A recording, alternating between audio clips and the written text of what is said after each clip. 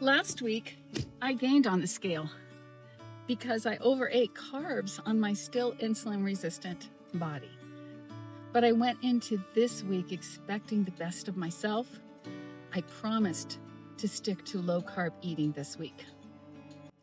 Did I?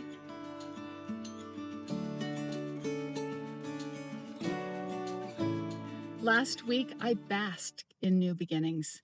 This week, I started making friends with finishing the eating week strong. This week, week 25 on this journey with my eating practice, I started at 216.3 pounds and ended this morning at 214.7 pounds. I'm finally firmly in the 2 teens, butterfly friends, way down from the 230s where I started. More than the scale, though, this was the week low-carb eating finally embedded itself. Even through a family crisis that would have derailed me completely 6 months ago, this week, my body learned what safety feels like. Continue watching to see how that looked for me and felt for me while it was happening. My caretaking role this week was already heightened with intense prep work for a court hearing request. But that important focus took an abrupt backseat to an urgent medical need that, among other things, threw certainty and any shred of confidence I had to the wind. But my eating? It hardly noticed the blip. On Wednesday, I watched cortisol hold on to everything in my body up until this morning, even though I was only eating equal to or less than 25 grams of carbs a day. Plus, without telling anyone, least of all my brain and my nervous system, I completed 2 days of grace fasting this week. Wednesday was supposed to be a fasting day, but when the crisis hit, I needed food, real food, instead of fasting. Once the acute danger of the situation passed and my body felt safe again, my body returned to releasing excess fat. Hence that lovely number on the scale this morning. And you know what?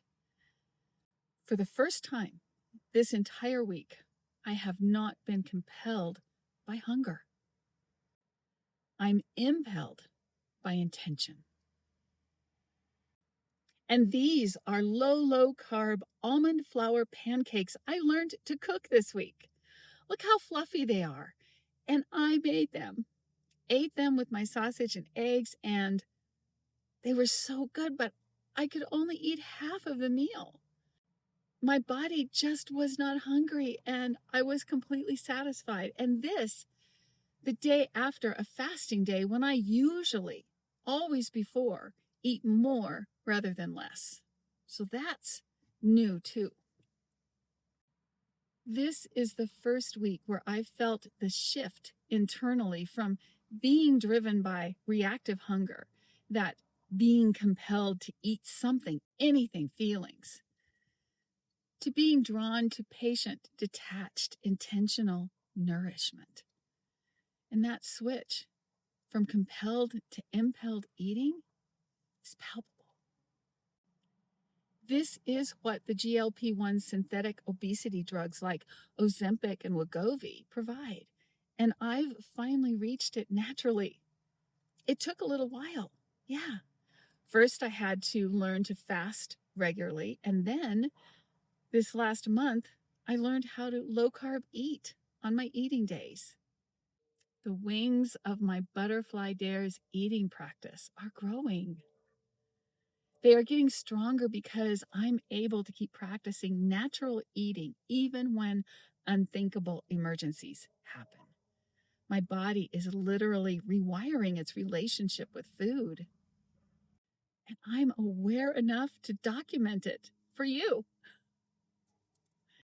It's taken a while, 25 weeks, almost half a year.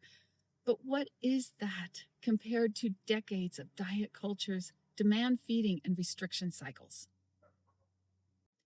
Now I'm following a more gentle, intuitive path proving to my body that food will be there, that it's available 24/7 if needed, so that now refraining from eating is safe for a time, and that eating low carb is healing.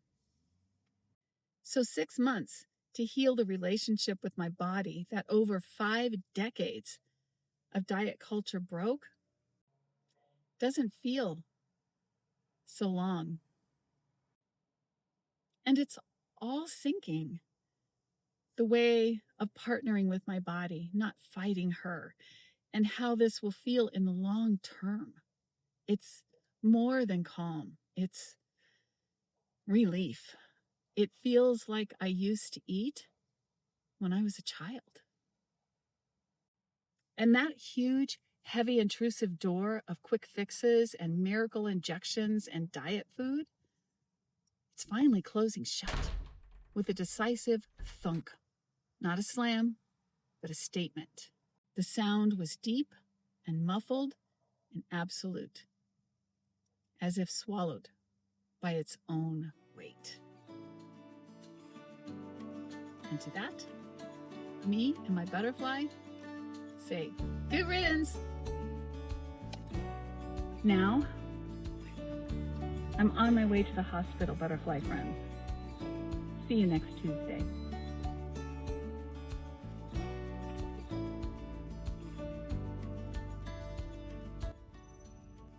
Being able to cook and eat low-carb pancakes that taste so good